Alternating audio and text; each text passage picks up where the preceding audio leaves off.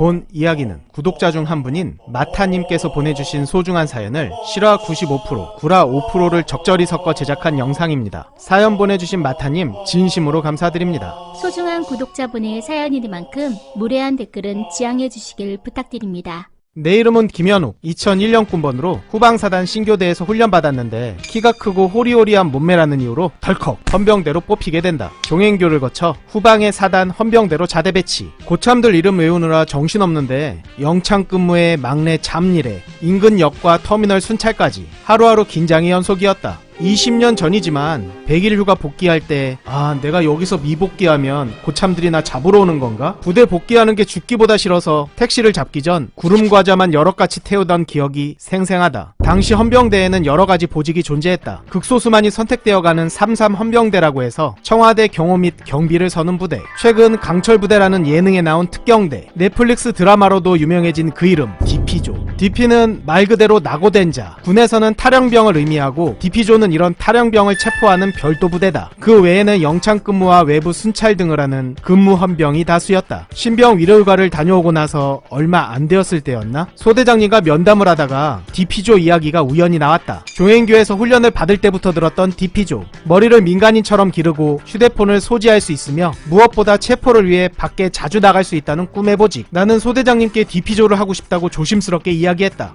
며칠 후 꿈이지 생신지 DP조에 뽑혔다고. DP조가 있는 파견대로 가야 하니까 짐을 싸라는 지시를 받았다. 전체 헌병대 사병 중에서 극히 일부만 차출되는 DP조는 특별한 기준 같은 것은 없고 그때그때 부대의 판단에 따라서 뽑은 듯하다. 소대장님이 날 좋게 보셔서 추천한 건지 아니면 마침 운 좋게 DP조에 티오가 난 것인지 확실치는 않지만 처음에는 정말 기분이 좋았다. 그렇게 설렘과 긴장감을 동시에 느끼며 사단 헌병대 본부에서 제법 떨어진 산자락 DP조들만 독립적으로 생활하는 파견대에 도착한다.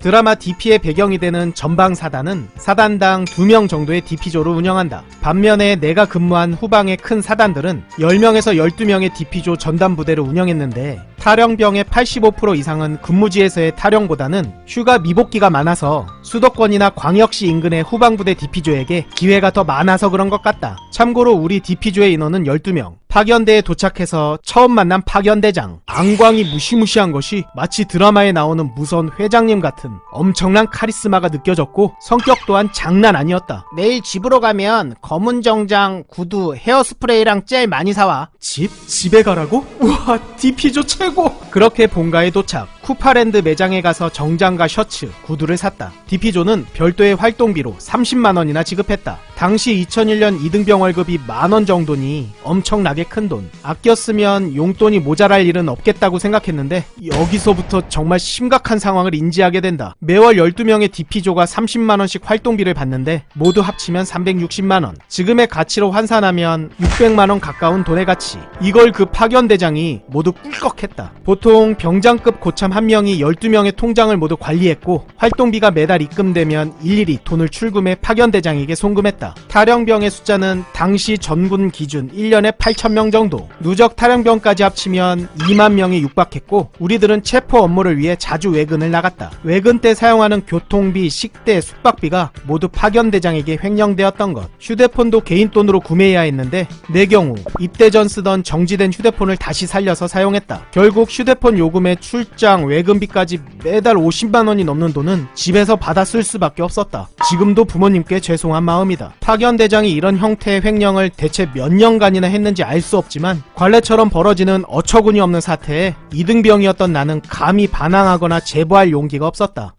사단 내에서 헌병대의 파워는 막강했고 그중 나이 지긋한 파견대장은 부사관 중 최고의 짬밥을 자랑했다. 그렇기 때문에 대대장님은 물론 사단장님까지 함부로 할 수 없는 존재라는 소문이 돌 정도. 사단 내에 독립적으로 구성된 DP조에서 파견대장은 절대 권력자였고 쌍팔년도 군생활에 익숙한 파견대장의 지휘 스타일은 항상 공포의 대상이었다. 본인 기분이 안 좋을 때 비위에 거슬리면 그때는 우리 모두가 박살나는 날이다. 이등병인 내 눈에 그토록 무섭고 엄해 보였던 병장들도 파견대장 앞에서는 호랑이 앞에 쥐처럼 눈치만 보는 수준이었고 고성과 욕설은 파견대장의 트레이드 마크였다. 내무생활이야 어차피 케바케, 짬 올라가면 편해질 건 당연지사. 날 힘들게 하는 것 역시나 활동비였고 부모님의 돈을 쓰며 전국을 돌아다니는 것이 참 서글펐다. 막내급 2등병과 1병에게는 또 다른 악습이 존재했는데 당시 우리에게 공포 공포의 존재였던 파견대장 때문에 파견대장 운전병 고참의 휴대폰에 위치 추적을 걸어서 파견대장이 언제 부대로 오는지를 체크했더랬다.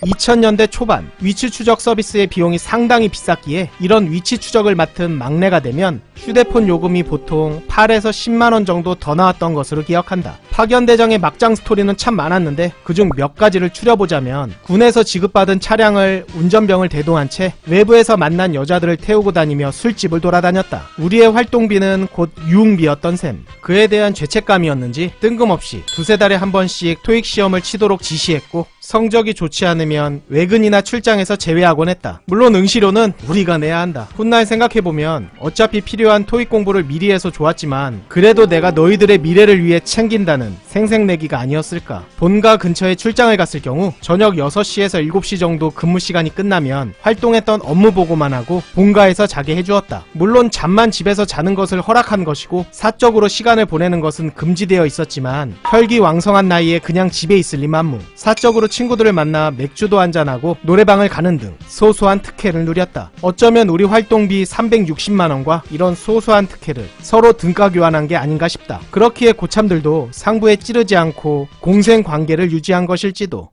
파견대장은 탈영병 또는 범죄 의심이 되는 인물에게만 영장을 통해 통신사에 의뢰하여 제공받는 위치 추적을 자기 아들에게 걸어서 감시했다. 이런 걸 보면 역시 정상적인 인물이 아니었다.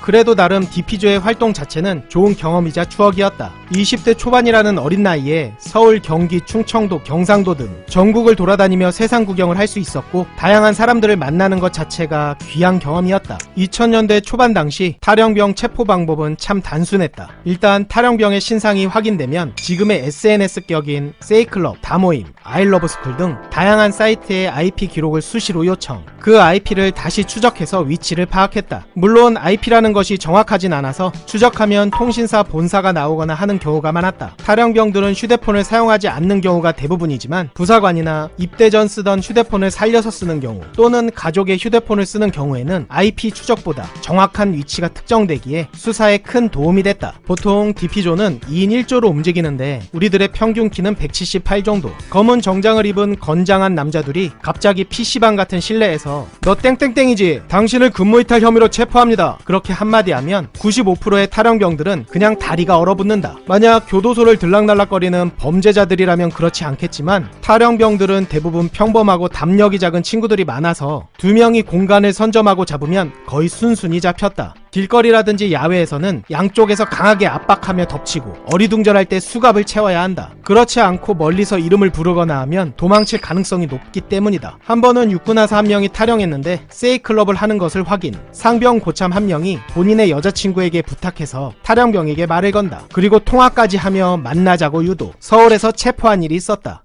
또 다른 체포 방법의 하나는 초등학교 동창이라고 가장해서 접근하는 것이다. 예를 들어 초등학교 동창 민주라고 하는데 기억 안 나? 이런 식으로 접근해서 만나기로 한 뒤 그 장소에서 덮치는 식. 어떻게 이런 어설픈 방법에 걸리지? 라는 의문이 들겠지만 20대 초반의 마음 여린 탈영병들은 멘탈까지 무너진 상태에서 PC방을 전전하기 때문에 이성적으로 판단하지 못하는 경우가 많았다. DP조는 그냥 일반병이기 때문에 차량 지원 같은 건 없었다. 그래서 탈영병을 체포하면 소지하고 있던 수정을 탈영병의 한 손에 채우고 한 손은 DP조의 손에 채워서 대중교통으로 이동했다. 탈영병의 인권을 위해 보통 옷가지로 수정을 가리곤 했는데 가끔씩 예전 유신 정권 보안대 생각이 나는지 할머니들께서 수갑을 채우는 우리를 보고 야 이 나쁜 놈들아! 라고 고함을 지르면서 등을 때리시는 경우도 있었다. 물론 일반 경찰들처럼 미란다 원칙 고지는 필수다. 당신은 묵비권을 행사할 수 있고 변호사를 선임할 권리가 있으며 변론의 기회를 주겠다. 아직도 생생하게 기억이 난다. DP조를 하며 가장 보람과 희열을 느낄 때는 내 자대 사단 헌병대에 들러서 탈영병을 인계하는 때다. 우리의 본업인 탈영병을 체포했다는 뿌듯함도 있었고 파견대에 따로 생활하다 보니 거의 만나지 못하는 대대의 고참과 후임들의 부러운 시선이 참 기분 좋았다. 하지만 모든 활동비를 뺏기고 부모님께 돈을 받아 다녔다는 사실을 저들이 알면 그래도 부러워할까? 그러던 어느 날 공기업 고위 인사의 아들이 휴가 미복귀 후 자택인 고급 빌라에 숨어있다는 정황이 파악됐다. 당시 병장 1명, 상병 2명, 그리고 일병이었던 나, 이렇게 4명이 출동. 2명씩 교대로 빌라의 안과 밖에서 감시하면서 문을 열어달라고 요구했다. 어머니와 함께 있는 것으로 추측되지만 안에서는 아무런 반응이 없었다. 재밌는 건 밥 시간이 될 때마다 그 집에 계량기가 돌아갔다는 것. 분명히 타령이 안에 있다는 확신을 했고 문을 따달라고 경찰에 협조를 요청했지만 이건 군의 문제이기에 개입할 수 없다는 경찰 측. 부대에서도 문을 강제로 열면 창문으로 뛰어내리거나 돌발 상황이 발생할 수 있으니 그냥 지키고 있으라는 지시만 했다. 참 답답한 노릇이다. 강남의 비싼 찜질방에서 잠을 자고 교대하는 일이 반복. 우리 부모님의 소중한 돈이 낭비됐다. 4일째인가? 마침내 걸쇠가 걸린 문이 살짝 열리고 타령병의 목소리가 들렸다.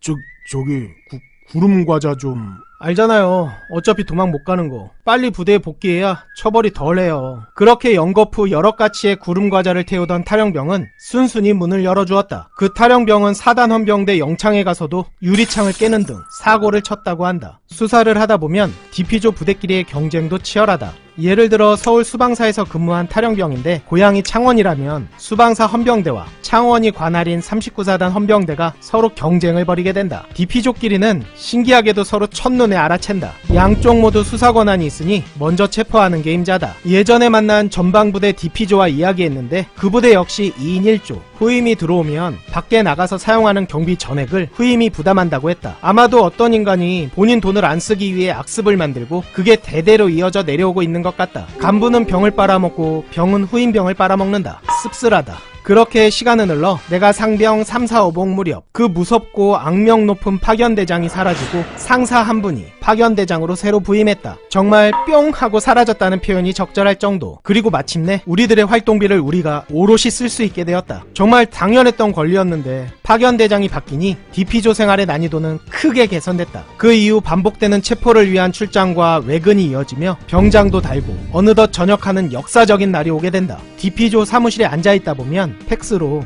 타령부터 혼인빙자 간음, 강도 등등 병과 간부 구분 없이 사건들이 끊임없이 전송된다. 그걸 보고 있으면 아, 군대란 정말 사회 축소판이구나 라는 생각이 들었다. 타령은 공소시효가 10년이다. 다만 국가에서는 1년마다 일률적으로 타령자들에게 복귀 명령을 내리는데 복귀 명령 위반죄의 경우 공소시효가 5년이다. 그렇기 때문에 45세 전까지는 수배 상태가 지속된다. 지금도 최소 몇천 명의 타령이 반복될 것이다. 짧은 시간 휴가 미복귀했다가 자수를 하는 경우에는 약한 처벌을 받고 무사히 전역할 수 있지만 부대에서 타령을 한다든지 오랜 기간 타령 생활이 이어지면 육군 교도소에 수감되어 별을 달고 평생을 범죄자로 살아갈 수 있다는 점을 현재 복무 중인 분이나 입대할 분들께서 명심하셨으면 합니다.